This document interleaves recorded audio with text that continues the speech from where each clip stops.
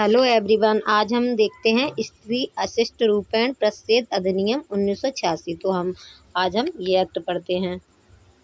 तो इस एक्ट में सेक्शन है 10 और इसमें 10 सेक्शन दे रखे हैं। और ये जब 1986 में बना था तब ये 60वें नंबर का एक्ट था। और ये बन के कब तैयार हुआ था? तो ये 23 दिसंबर 1986 को ये बन के तैयार हो गया था। अब ये क्यों बनाया गया है तो इसमें आगे बताया गया है। विज्ञापनों के माध्यमों से या प्रकाशन, या तो विज्ञापन से या प्रकाशनों से, लेखों से, रंगचित्रों से, आकृतियों से में या किसी अन्य रीत से स्त्रियों के अशिष्ट रूप मतलब स्त्री का अशिष्ट रूप मतलब भद्र रूप को प्रतिषेध करने के लिए, मतलब कोई छापता है या अशिष्ट रूप है तो उसे प्रतिषेध करने के लिए ये अधिनियम बनाया गया है, रोकने के लिए। तो हम इसमें इम्पोर्टेंट सेक्शन देखते हैं। तो पहला सेक्शन कहता है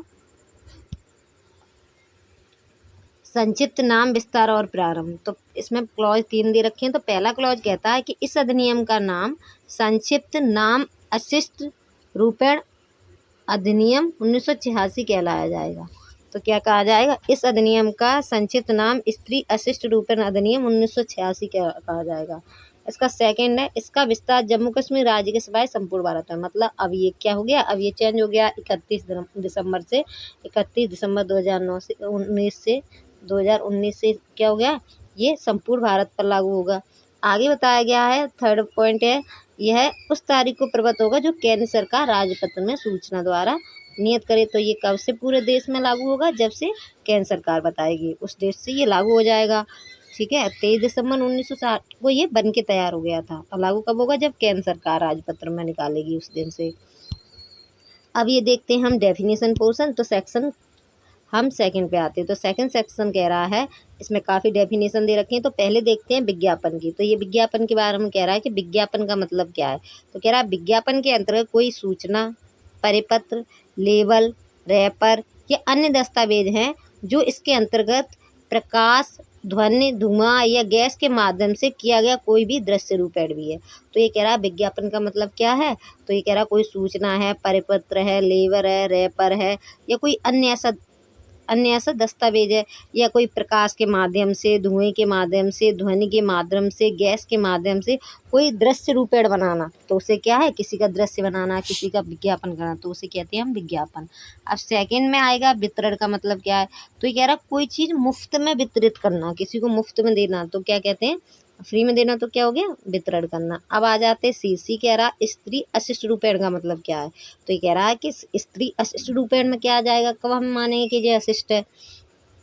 तो कह रहा है स्त्री अशिष्ट रूपेण से किसी स्त्री की आकृति, किसी लेडीज की आकृति, उसके रूप या शरीर या उसके किसी अंग का किसी ऐसी रीत से या ऐसे रूप का चित्र करना अभिप्रेत है जिसका प्रभाव विशिष्ट हो, अथवा जो स्त्रियों के लिए अपमानजनक है, निंदनीय हो, अथवा जिसमें लोग नैतिकता या नैतिक आचार के विकृत, भ्रष्ट या क्षति होने की संभावना हो। तो ये क्या कह रहा है?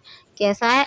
स्त्री अशिष्ट रूपेण क्या मानेंगे कि जब किसी स्त्री के शरीर का या कोई स्त्री, तो इसमें बताया गया कोई चित्र या उसके स्त्री के शरीर का कोई चित्र ऐसा बनाया जाए जो उसे देखकर अपमानजनक या निंदनीय लगे, या लोग नैतिकता के आचार से विकृत हो, तो हम उसे क्या मानेंगे?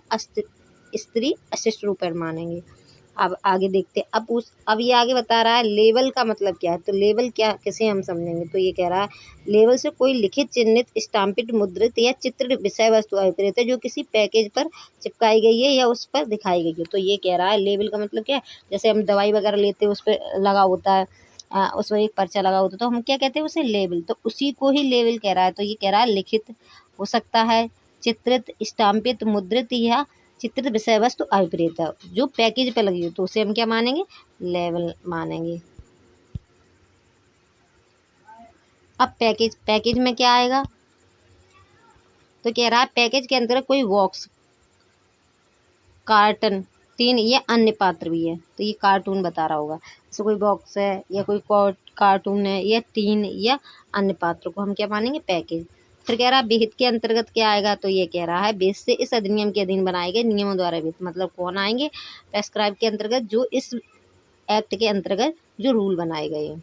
अब आ जाते हैं थर्ड कह रहा है सेक्शन, स्त्री अशिष्ट रूपेण अंतर्विष्ट करने वाले विज्ञापनों का प्रतिषेध। तो ये कह रहा है जो स्त्री का अशिष्ट रूपेण कर रहे हैं उन विज्ञापनों को रोका जाएगा। तो ये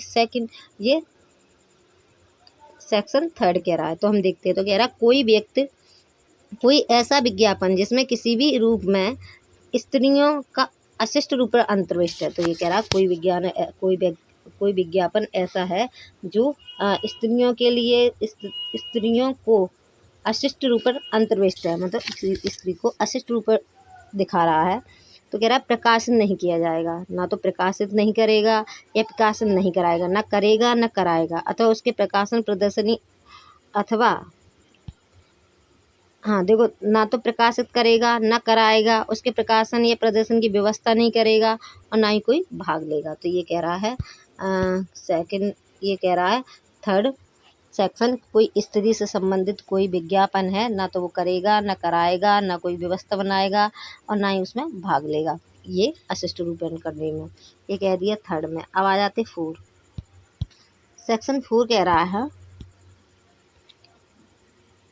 स्त्री अशिष्ट रूपेण अंतर्विष्ट करने वाली पुस्तकों आदि के प्रकाशन या डाक द्वारा भेजने का प्रतिषेध। तो ये कह रहा है कोई स्त्री का अशिष्ट रूपेण दिखा रही हैं वो पुस्तकों या प्रकाशन या डाक द्वारा भेजने का क्या कर दिया, प्रतिषेध कर दिया, मतलब रोक दिया जाएगा। किसी स्त्री का जो अशिष्ट रूपेण करने वाली पुस्तकें हैं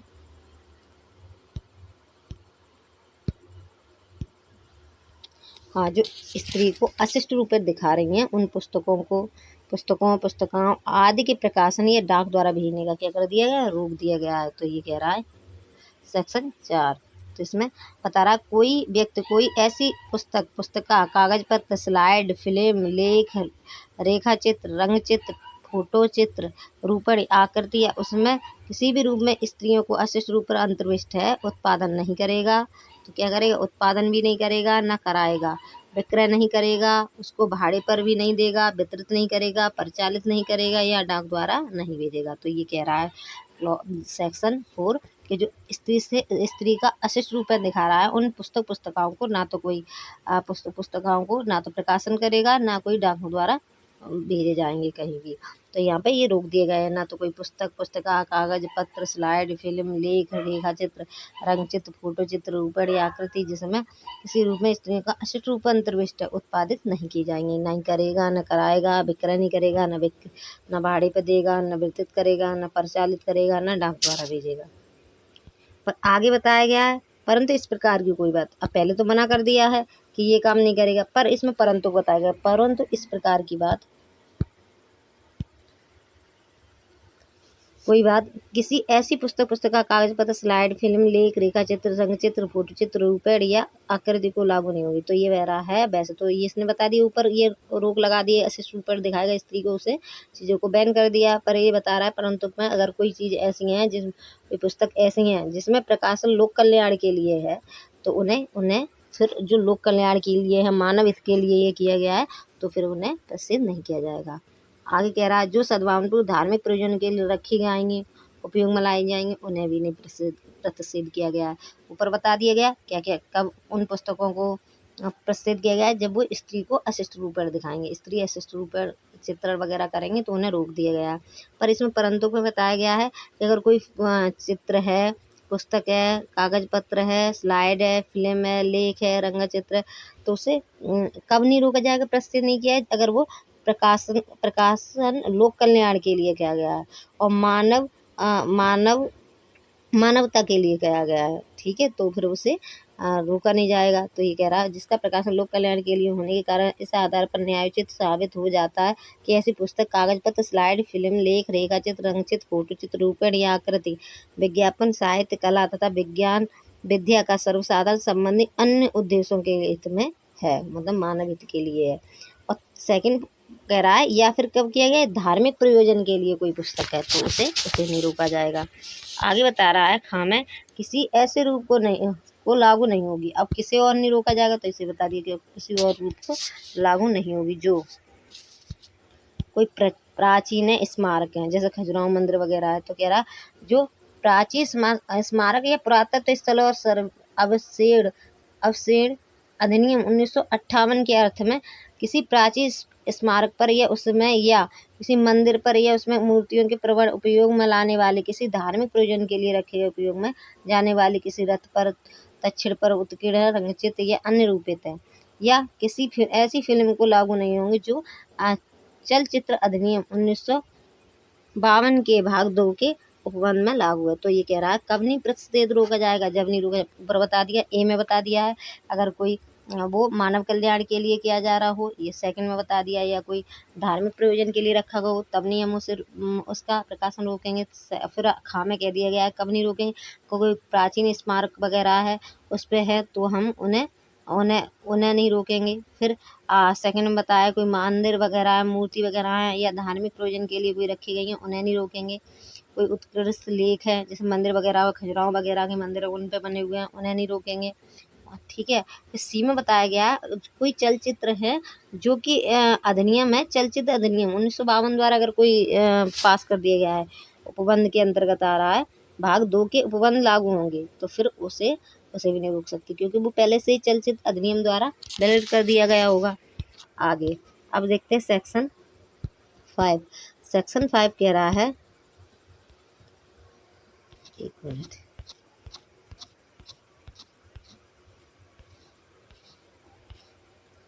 सेक्शन 5 कह रहा है प्रवेश करने और तलाशी लेने की शक्तियाँ। अब ये बता रहा है कहीं स्त्री अशिष्ट रूपेण से संबंधित कोई चीज़ पाई गई है तो वहाँ तलाशी करने और प्रवेश करने, कोई घर है या कोई जगह है वहाँ प्रवेश करने और तलाशी लेने की शक्ति के बारे में बताया गया है।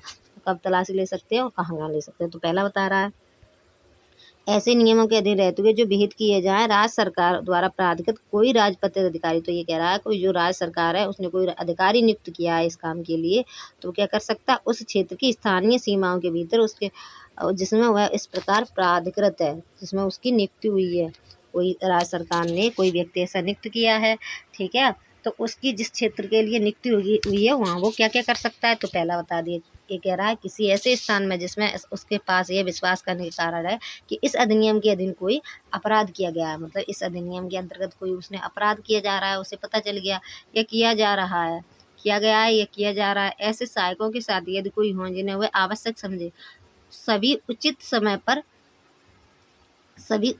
पर प्रवेश कर सकेगा और उसकी तलाशी ले सकेगा। तो क्या क्या कह दिया, उचित समय पर क्या कर सकता है, तलाशी ले सकता है।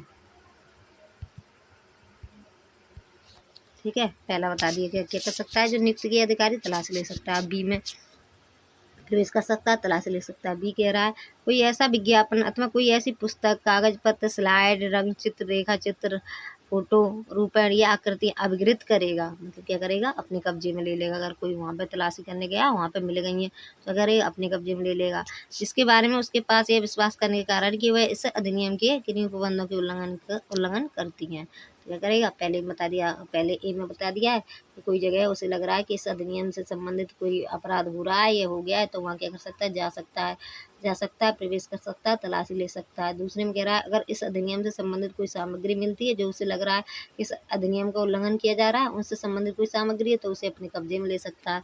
अब सी देखते हैं, सी कह रहा है खंड ए में उल्लिखित किसी स्थान पर पाए गए किसी अभिलेख, रजिस्टर, दस्तावेज या अन्य किसी भौतिक पदार्थ की परीक्षा कर सकेगा और यदि उसके पास यह विश्वास करने के कारण है कि उसमें इस अधिनियम के अधीन दंडनीय किसी अपराध के किए जाने का साक्ष्य प्राप्त है तो उसे अवगत कर सकता है। तो क्या कर सकता है, तो ये कह रहा है जो सामग्री मिली है उसकी परीक्षा कर सकता है और अगर वो उसे लग रहा है कि ये क्या है, किसी इस एक्ट से संबंधित कोई दंडनीय किसी अपराध किए जाने का साक्ष्य प्राप्त हो सकता है तो उन्हें क्या कर सकता है, उन सामग्री को अपने कब्जे में ले सकता है।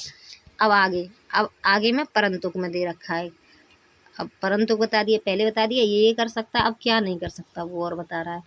परंतु यह और कि इस अपराध के अधीन अभिग्रहण की शक्ति का प्रयोग किसी ऐसे दस्तावेज, वस्तु, चीज किए जिसमें ऐसे कोई विज्ञापन अंतर्विषय उस दस्तावेज, वस्तु या चीज के अंतर्वस्तु सहित यदि कोई हो किया जा सकेगा यदि वह विज्ञापन समृद्धभृत होने के कारण या अन्यथा उस दस्तावेज, वस्तु या चीज से किसी समय की उपयोगिता का विक्रय मूल्य का प्रभाव डाले बिना अलग नहीं किया जा सकता। तो ये कह रहा है अगर कोई चीज़ ऐसी है जिसमें स्थिति अशिष्ट रूपों से संबंधित कोई बुक है या कुछ है, कोई दस्तावेज है, अगर उन दस्तावेज को इतना बड़ा है कि उसे अलग करके, जो दंडनीय चीज़ है उसे अलग करके, मतलब जो अशिष्ट रूपेण, जो अशिष्टता दिखा रही है इससे संबंधित तो कोई बुक है, उसमें क्या हो सकता है कि उतनी चीज़ को ही निकालेंगे जितनी अशिष्ट है। अगर उतनी नहीं निकाली जा सकती तो फिर क्या, उसे पूरी पूरी की पूरी अवग्रहण कर लेंगे, अपने कब्जे में ले लेंगे।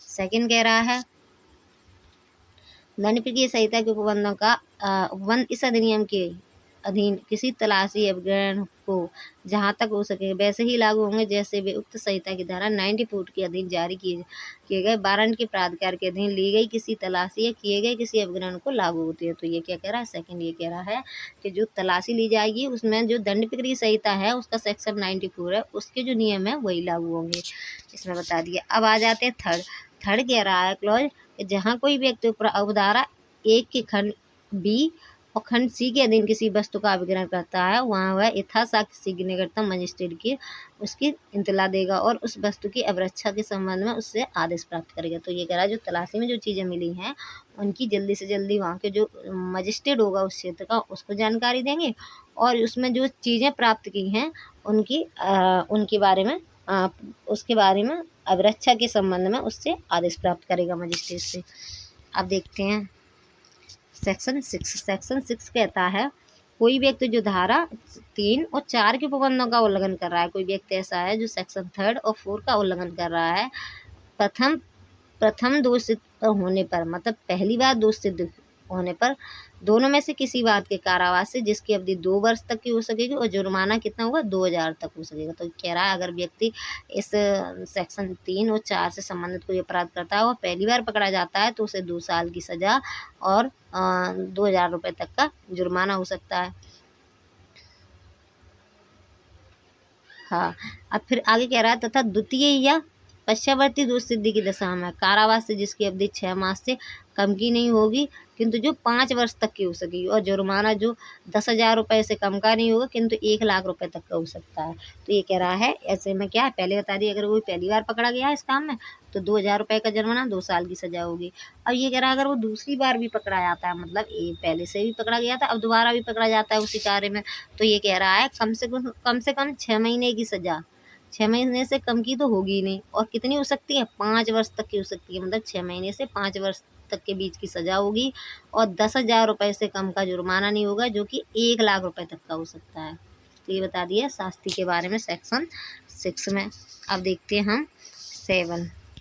सेक्शन 7 कहता है कंपनियों द्वारा अपराध, अगर कोई कंपनी ऐसा अपराध करती है तब हम क्या करेंगे, तो पहला क्लॉज देखते हैं जहाँ इस अधिनियम के अधीन कोई अपराध किसी कंपनी द्वारा किया जाता है वहाँ प्रत्येक व्यक्ति जो उस अपराध के किए जाने समय उस कंपनी में कारोबार के संचालन के लिए उस कंपनी का भार साधक और उसके प्रति उत्तरदायी था और साथ ही वह कंपनी भी ऐसे अपराध के दोषी समझे जाएंगे जो तदनुसार अपने विरुद्ध कार्रवाई किए जाने और दंडित किए जाने के लिए भागी होंगे। तो ये कह रहा है कि अगर कोई कंपनी ऐसा अपराध करती है और जब ये अपराध किया गया था तब जो उसका कार्यभार संभाल रहा था, जो उसका संचालन कर रहा था, कंपनी का भार साधक और उसके प्रति उत्तरदायी था और साथ ही वह कंपनी भी ऐसे अपराध के दोषी समझे जाएंगे जो कंपनी में है वो कौन कौन से दोषी समझे जाएंगे। तो ये कह रहा है कोई भार साधक है, कोई संचालक है, वो समझा जाएगा और कह रहा है ऐसे अपराध के दोषी समझे जाएंगे तदनुसार अपने विरुद्ध कार्रवाई किए जाने और दंडित किए जाने के भागी भी होंगे। तो उनके विरुद्ध क्या होगी, कार्रवाई होगी और दंड भी दिया जाएगा। अब इसमें परंतु बता रहा है, परंतु ये कह रहा है परंतु इस उपधारा की कोई बात ऐसे व्यक्ति को दंड का भागी नहीं बनाएगी यदि वह साबित कर देता है कि वह अपराध उनकी जानकारी के बिना किया गया था या उसके अपराध किए जाने के निवारण के लिए सभी समय तत्परता बरती थी। तो पहले बता दिए कि अगर ऐसा कोई कार्य हुआ है तो उनमें उन्हें सजा मिलेगी, फिर परंतु में ये बता दिया उन व्यक्तियों को सजा नहीं मिलेगी जो यह सिद्ध कर देते हैं कि जो कार्य हुआ है वो उनकी जानकारी में नहीं हुआ है या फिर हुआ भी है जानकारी भी थी तो उन्होंने उसके निवारण करने के लिए समय तत्परता बरती थी, तो उन लोगों को सजा नहीं दी जाएगी, दंड नहीं दिया जाएगा। अब इसका सेकंड क्लॉज कहता है उपधारा 1 में किसी बात के होते हुए भी जहाँ इस अधिनियम के अधीन कोई अपराध किसी कंपनी द्वारा किया गया है, अगर कोई कंपनी है उसने अपराध किया है तथा यह साबित हो जाता है कि वह अपराध कंपनी किसी प्रकाशन, निदेशक, प्रबंधक, सचिव या अन्य अधिकारी की सहमति या मौन अनुकूलता से किया गया है, या उस अपराध का किया जाना किसी अपेक्षा के कारण माना जा सकता है, वहाँ ऐसे निदेशक, प्रबंधक, सचिव या अन्य अधिकारी की विरुद्ध कार्रवाई की जाएगी और तदनुसार दंडित किया जाएगा। तो ये कह रहा है कि अगर कोई जिस कंपनी ने ये अपराध किया है उसका जो भार साधक है, तो कह रहा अपराध किसी कंपनी द्वारा किया गया है तथा यह साबित हो जाता है कि उस अपराध कंपनी के किसी निदेशक, प्रबंधक, सचिव या अन्य अधिकारी की सहमति से हुआ है, या उसने जानबूझ के चुप रहा, मौन अनुकूलता में हुआ है, तो फिर क्या माना जाएगा कि इन्होंने भी अपराध किया है, इनकी जानकारी में ही अपराध हुआ है। तो फिर क्या किया जाएगा इन्हें, या उनकी अपेक्षा के कारण हुआ है, उन्होंने ध्यान नहीं दिया, अपेक्षा के कारण हुआ है, तो फिर क्या है, उन्हें दंड दिया जाएगा। ये कह रहा है सेक्शन हमारा 7। अब 8 देखते हैं। हाँ, फिर बी में कह रहा है कंपनी कोई निगमित निकाय अभिप्रेता और इसके अंतर्गत फर्म वरिष्ठ अन्य संगम भी आते हैं। बी कह रहा है किसी फर्म में संबंधित निदेश से उस फर्म का भागीदार अभिप्रेता। चलो ये तो ठीक है। अब 8 में देखते हैं। सेक्शन 8 कह रहा है अपराधों का संज्ञेय और जमानती होना। तो ये कह रहा है अपराध कैसे होंगे जो इस एक्ट में किए जा रहे हैं। तो कह रहा है दंड प्रक्रिया संहिता 1973 में किसी बात के होते हुए इस अधिनियम के अधीन दंडनीय जो अपराध हुआ है वो कैसा होगा, जमानती होगा। जो अपराध किया गया है वो जमानत दी जा सकेगी, अगर अपराध कर दिया तो जमानत मिल जाती है लोगों को। सेकंड में कह रहा है जमानती तो है, पर कह रहा है इस अधिनियम के अधीन दंडनीय कोई अपराध संज्ञेय होगा। ठीक है, जमानती भी है और संज्ञेय है, तो ये ध्यान रखने वाली बात है। एग्जाम में काफ़ी बार पूछा गया है कि जो अपराध है इस एक्ट के अंतर्गत वो कैसे है, जमानती और संज्ञेय।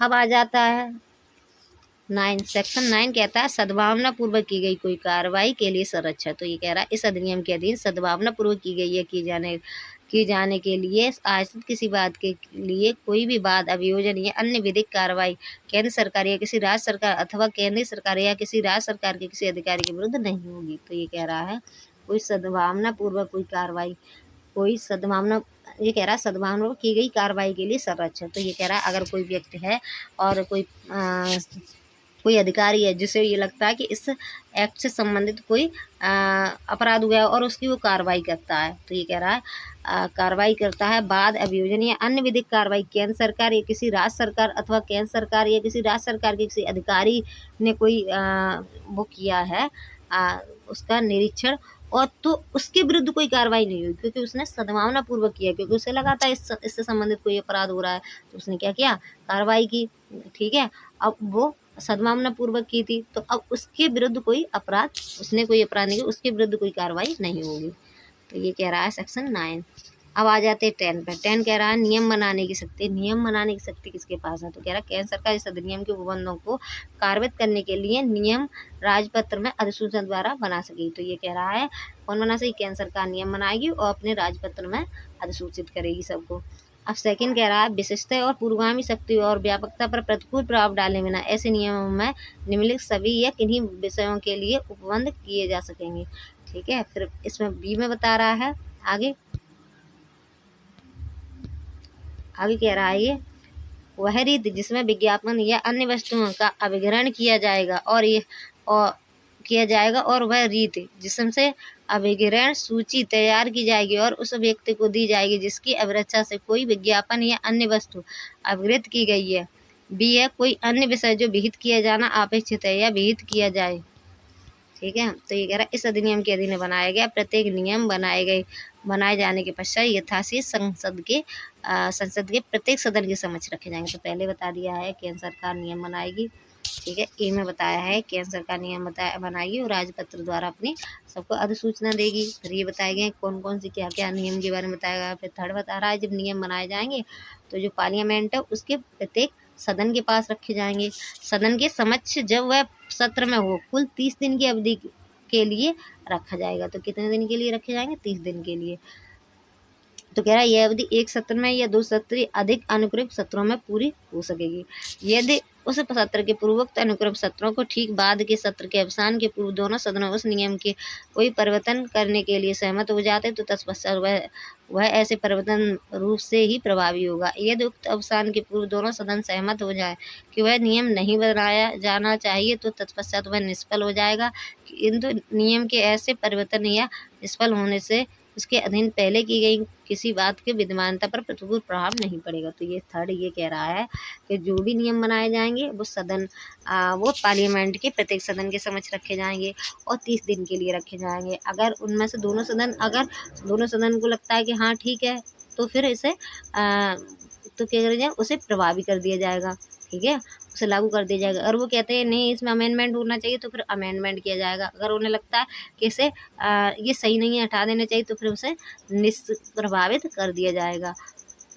पर आगे ये कह रहा है अगर इस एक्ट से संबंधित कोई कार्रवाई इसे निष्प्रभावी होने से पहले की गई थी, तो फिर वो वैसी की वैसी बनी रहेंगी, उन पर कोई प्रतिकूल प्रभाव नहीं पड़ेगा। तो ये था इस एक्ट का स्थिति अशिष्ट रूपेण 1986। तो इसमें 10 सेक्शन थे और ये 23 दिसंबर 1986 को बन के तैयार हो गया था। एक्ट नंबर 7 था। तो हमने एक एक करके देख लिए, एक बार और देख लेते हैं। हाँ, तो पहला सेक्शन कहता है संक्षिप्त नाम, विस्तार और प्रारंभ। तो ये कह रहा है पहला क्लॉज कहता है इसका नाम क्या है, स्त्री अशिष्ट रूपण अधिनियम 1986। दूसरा कह रहा है, तो ये दूसरा वाला है, अब इसमें चेंजमेंट हो गया है, तो अब क्या है, ये संपूर्ण भारत पर लागू होगा। थर्ड कह रहा है ये कब से लागू होगा, जबकि केंद्र सरकार अधिसूचना में कही तब से लागू होगा। सेकंड जो सेक्शन है वो मोस्ट इम्पोर्टेंट है, क्योंकि डेफिनेशन है इसमें। तो विज्ञापन के अंतर्गत बताया है कि विज्ञापन क्या है। तो विज्ञापन के अंतर्गत सूचना, परिपत्र, लेबर,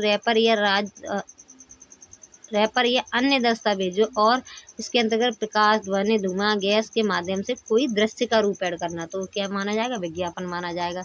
वितरण के अंतर्गत, वितरण के क्या है, तो वितरण बता रहा है जो कोई फ्री में कोई चीज़ बांटी जाती तो हम उसे वितरण कहते हैं। स्त्री अशिष्ट रूपेण क्या है, तो कह रहा है कोई स्त्री है उसके शरीर का, स्त्री के शरीर का कोई भी अंग या किसी अंग का किसी ऐसी रीत से चित्रण अभिप्रेत करना, चित्रण करना स्त्रियों के लिए जो अपमानजनक हो, निंदनीय हो, तो उसे हम क्या मानेंगे, स्त्री अशिष्ट रूपेण मानेंगे। लेवल का अंतर्गत पूछ रहा है, लेवल क्या है, तो जो पैकेज के ऊपर जो चिपकाया जाता है उसे हम लेवल कहते हैं। थर्ड फिर आगे आई कहता है पैकेज के अंतर्गत क्या है, बॉक्स या कार्टन या टीन या अन्य पात्र, मतलब जो कार्टून वगैरह बॉक्स होते हैं उन्हें हम क्या कहते हैं, पैकेज कहते हैं। विहित के अंतर्गत, पैराग्राफ के अंतर्गत क्या माना जाएगा, कि जो इस एक्ट के अंदर जो नियम बने हैं उनको माना जाएगा। अब सेक्शन थर्ड कहता है स्त्री अशिष्ट रूपेण अंतर्विष्ट करने वाले विज्ञापनों का प्रतिषेध। तो कह रहा है जो स्त्री का अशिष्ट रूपेण करते हैं उन विज्ञापनों को क्या कर दिया जाएगा, रोक दिया जाएगा, प्रतिषेध किया जाए। अब आ जाते हैं हम आगे। अब सेक्शन 4 है स्त्री अशिष्ट रूपेण अंतर्विष्ट करने वाली पुस्तकों आदि के प्रकाशन या डाक द्वारा भेजने का प्रतिषेध। तो ये सेक्शन 4 ये कह रहा है कोई स्त्री के जो कोई पुस्तका है जो स्त्री अशिष्ट रूपेण के अंतर्विष्ट है, उन्हें क्या ना तो कोई प्रकाशित करेगा ना डाक द्वारा कोई इधर उधर भेजेगा, उसको क्या किया गया है, प्रतिषेध किया गया है। तो आगे बताया गया है कोई भी इससे संबंधित है, जैसे कागज पत्र है, स्लाइड है, फिल्म है, लेख है, और कोई ये इन सब चीज़ों को जो स्त्री अशिष्ट रूपेण के अंतर्गत आ रही हैं, तो उन्हें क्या कर दिया जाएगा, ना तो कोई उत्पादित करेगा, न कराएगा, न विक्रय करेगा, न भाड़े पर देगा, न वितरित करेगा, न परिचालित करेगा, न डाक द्वारा भेजे जाएंगे। ये पहला कह दिया। अब आ जाते परंतु ये कह रहा है, परंतु में ये कहता है कि कोई पुस्तक ऐसी है, कोई किसी पुस्तकाओं के बारे में बता दिया है, फोटो चित्र रूपेण है, तो अगर वो ऐसे हैं जो लोक कल्याण के लिए किए गए हैं, तो फिर उन्हें प्रतिषेध नहीं किया जाएगा। उनको उद्देश्य क्या है, उनका उद्देश्य मानव के लिए है, तो उन्हें प्रतिषेध नहीं किया जाएगा। सेकंड कह रहा है अगर कोई धार्मिक प्रयोजन के लिए कोई चीज़ रखी गई है, तो उनका भी प्रतिषेध नहीं किया जाएगा, जैसे खजुराहो मंदिर वगैरह है। अब बी में ये कह रहा है किसी ऐसे रूपण को लागू नहीं होंगे जो किन किन को लागू नहीं होंगे, जो तो इसमें बता दिया कोई प्राचीन स्मारक है जो कि पुरातत्व स्थल और अवेक्षण अधिनियम 1958 के अर्थ के अंतर्गत स्मारक पर उसमें या किसी मंदिर है, कोई रथ है, दक्षिण है, उत्कीर्ण है, रंगचित्र है, अगर उनमें कोई माने गए हैं तो फिर वो वैलिड माने जाएंगे। अब सी में कह रहा है कि किसी ऐसी फिल्म को लागू नहीं होंगे जो कि चलचित्र अधिनियम 1952 के भाग 3 के अंतर्गत, अगर 3 भाग सेकंड के अंतर्गत लागू होगी, तो उस मूवी वगैरह पे भी ये प्रतिषेध नहीं किया जाएगा। फिर आगे देखते हैं प्रवेश और तलाशी लेने की शक्ति।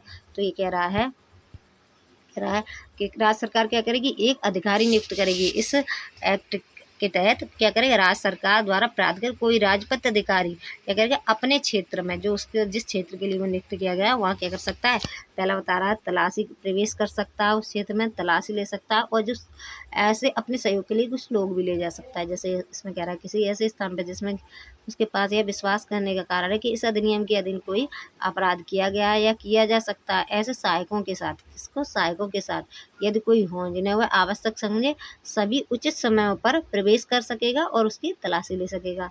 फिर आगे बी में कह रहा है, अगर जहाँ वो तलाशी लेने गया है तो उसे कोई पुस्तक, कागज, स्लाइड, लेखचित्र अगर कोई मिल जाते जो उसे लग रहा है कि इस एक्ट से संबंधित है, तो फिर वो क्या कर सकता है, उसे अपने कब्जे में ले सकता है, जिससे उसे लग रहा है कि ये इस एक्ट से संबंधित, अपराध से संबंधित है, तो क्या करेगा, वो अपने कब्जे में ले लेगा।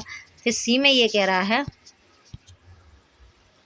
कि अगर वो जहाँ वो तलाशी कर रहा था वहाँ पर कोई रजिस्टर, दस्तावेज या कोई भौतिक पदार्थ की परीक्षा कर सकेगा, ठीक है, और उसे लग रहा है कि इस एक्ट से संबंधित उससे साक्ष्य मिल सकते हैं, इस एक्ट से संबंधित जो अपराध है उससे संबंधित साक्ष्य मिल सकते हैं किसी चीज़ से, तो क्या कर सकता है, अपने कब्जे में ले सकता है, ठीक है। अब परंतु में ये कह रहा है कोई दस्तावेज ऐसी है जो चीज़ के लिए जिसमें ऐसा कोई विज्ञापन अंतर्भुक्त है, इस दस्तावेज वस्तु या चीज़ के अंतर्भुक्त सहित है कोई हो किया जा सकेगा यदि वह विज्ञापन समृद्ध होने के कारण ये अन्यथा उस दस्तावेज वस्तु या चीज़ में जिसमें समय उपयोगिता या विक्रय मूल्य पर प्रभाव डाले बिना अलग नहीं किया जा सकता। मतलब कोई ऐसी चीज़ है जो स्त्री अशिशु पेड़ के अंतर्गत तो आ रही है पर आधी आ रही है, आधी ठीक है, तो अगर उसे अलग किया जा सकता है, जो अपराध से संबंधित उसे अलग कर लेंगे, और नहीं किया जा सकता तो उसे पूरी क्या करेंगे, अपनी कब्जे में ले लेंगे। अब आ जाते हैं सेकंड पे। सेकंड कह रहा है दंड प्रक्रिया संहिता, जो इस एक्ट से संबंधित जो तलाशी होगी तो उसकी सेक्शन जो दंड प्रक्रिया संहिता का सेक्शन 94 है उसके नियम लागू होंगे। फिर आगे थर्ड में कह रहा है जहाँ कोई व्यक्ति उपधारा एक के खंड बी और सी के अधीन कोई किसी वस्तु या विकृत करता है वहाँ वह यथाशक्य शीघ्र निकटतम मजिस्ट्रेट को करेगा, सूचना देगा, और जो उसने अपनी अभिरक्षा में कोई कब्जे में जो चीज़ें ली है उनके बारे में मजिस्ट्रेट को बताएगा और उसकी अभिरक्षा से संबंधित आदेश प्राप्त करेगा। अब आ जाते हैं 6 में। 6 बताता है शास्ति के बारे में, तो ये कह रहा है अगर कोई सेक्शन 3 और 4 से संबंधित कोई अपराध करता है, अगर वो पहली बार करता है तो उसे 2 साल की सज़ा, 2 साल का जुर्माना है। अगर वो दोबारा पकड़ा जाता है तो ये कह रहा है जो सज़ा होगी वो 6 महीने से कम की नहीं होगी, जो 5 साल तक की हो सकेगी, और जो जुर्माना है वो 10,000 रुपये से कम का नहीं होगा, जो कि 1 लाख रुपये तक का हो सकता है। अब आ जाते कंपनी। 7 कह रहा है कंपनियों द्वारा अपराध, तो ये कह रहा है अगर कोई कंपनी ऐसा अपराध करती है तो जो संचालक है, जो कारोबार के संचालन के लिए कोई कंपनी का भार साधक है, तो क्या करेगा, वो भी माना जाएगा कि वह दायित्वाधीन है, तो फिर उसको भी दोषी माना जाएगा। परंतु में ये कह रहा है अगर कोई व्यक्ति ये कह देता है कि जो अपराध किया गया वो उसके जो अपराध हुआ है वो उसके जानकारी के बिना हुआ है, या फिर वो ये कह देता है कि जो उसने अपराध हुआ था उसके निवारण के लिए समय तत्परता बरती थी, तो उसे छोड़ा भी जा सकता है। सेकंड में ये कह रहा है उपधारा 1 में किसी बात के होते हुए जहाँ इस अधिनियम के अधीन कोई अपराध किसी कंपनी द्वारा किया गया है तथा यह साबित हो जाता है कि जो ये अपराध हुआ है उस कंपनी के निदेशक, प्रबंधक, अधिकारी जो सहमति से या उनकी मौन अनुकूलता में हुआ है या उनने अपेक्षा की है तभी अपराध हुआ है, तो फिर उन्हें भी उनके विरुद्ध भी कार्रवाई की जाएगी। ये कह रहा है क्लॉज 2। अब आ जाते हैं 8 पे। तो 8 कह रहा है अपराधों का संज्ञेय और जमानती होना, तो ये कह रहा है दंड प्रक्रिया संहिता 1973 के अंतर्गत